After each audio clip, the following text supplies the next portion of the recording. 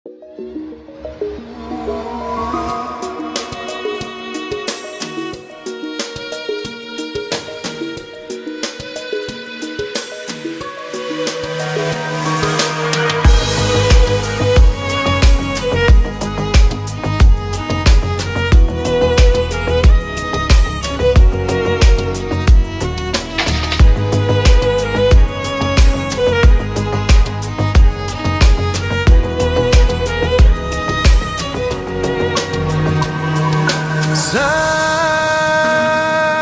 yorgun düşmüş kara yaz, aşka suskun.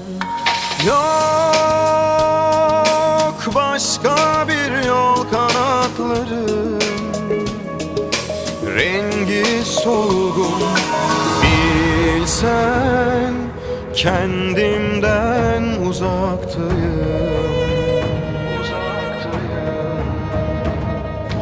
Dönmem harbimden, Irak'tayım. Kalbinden at varmaz elim, yaşlı gözüm, aşka küsüm. Derdinle çok yandı tenim, yağmur senin, gül bahçenin, sen de benim.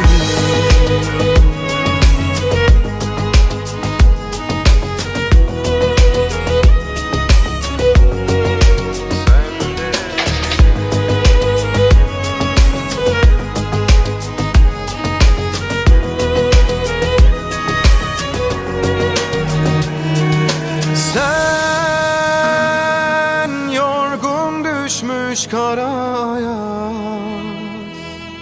aşka suskun. Yok başka bir yol, kanatların rengi solgun.